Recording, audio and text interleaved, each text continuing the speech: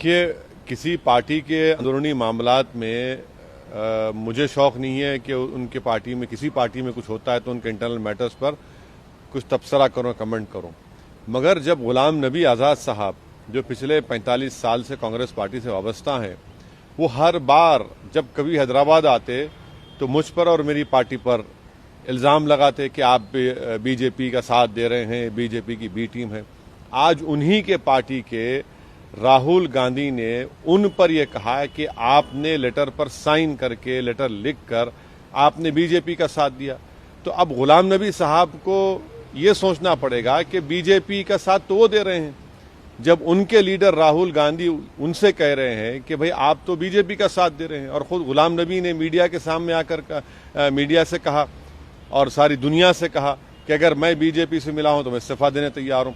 तो ये बात ये साबित हो चुकी है कि अगर आप कांग्रेस पार्टी का अपोज करते हैं, जैसा मैं कर रहा हूं, मैं बीजेपी का भी अपोज कर रहा हूं, मगर क्योंकि मैं कांग्रेस पार्टी का अपोज कर रहा हूं तो कांग्रेस पार्टी मुझे बी टीम कहती है, और उन्हीं की पार्टी में अगर कोई उनकी लीडरशिप को अपोज करता है तो उनको बीजेपी से मिलाया जाता है।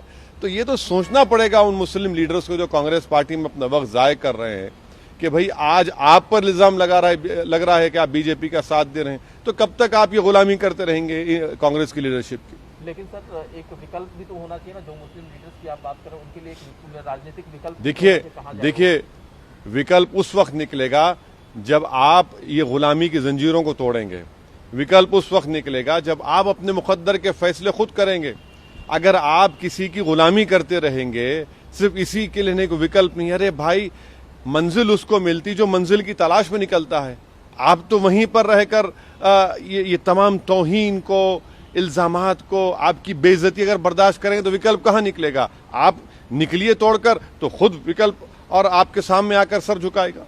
तो सर, आपको लगता है आप ऑफर देंगे कि एमआईएम से जुड़े? नहीं, मैं हरगिज नहीं कहूंगा गुलाम नबी साहब को, वो बड़े सीनियर लीडर हैं, मगर गुलाम नबी साहब को याद दिला रहा हूं कि आपने जिस जबान का इस्तेमाल करके मुझ पर इल्जाम लगाया था, आज वही इल्जाम आपके पार्टी का एक एक्स प्रेसिडेंट आप पर लगा रहा है और आपको ये कहना पड़ रहा है कि मैं रिजाइन करने तैयार हूं। तो उनको सोचना पड़ेगा, उनके कॉन्शियस, उनके जो अगर इनर कॉन्शियस है तो उनको सोचना पड़ेगा, उनको इंट्रोस्पेक्ट करना पड़ेगा कि इतने साल के बाद आज उन पर इल्जाम लग रहा है तो गुलाम नबी साहब कल मुझ पर और कांग्रेस पार्टी हम पर उंगलियां ना उठाए। पहले कांग्रेस पार्टी खुद अपने पार्टी में झांक कर देख ले कौन बीजेपी का साथ दे रहा है। सर, एक आखिरी सवाल है सर, तरह से मेन जो मुख्य विपक्षी दल है संसद में, उनमें इस तरह की अंदरूनी कला और जो सीनियर लीडर्स हैं उन पर जो है इस तरह के इल्जामात लग रहे हैं, तो क्या आपको नहीं लगता कि जो अपोजिशन की आवाज है जो पहले से ही कमजोर है वो और कमजोर हो जाएगी? नहीं, कांग्रेस की वजह से तो मोदी 2 बार प्रधानमंत्री बने हैं ना, तो कांग्रेस की वजह से बने हैं। अगर वो लोग सही काम करते तो मोदी 2014 में क्यों जीतते? अगर वो अपोजिशन का सही रोल निभाते तो 2019 में उनकी 50 सीटें क्यों आती और इतने उनके एमएलएस क्यों बीजेपी में भाग रहे हैं? तो इनकी कमजोरी है, इनकी गलती है, जिसका रास फायदा बीजेपी को मिल रहा है। नरेंद्र मोदी की सबसे बड़ी ताकत तो कांग्रेस पार्टी बनी हुई है और उनकी लीडरशिप बनी हुई है।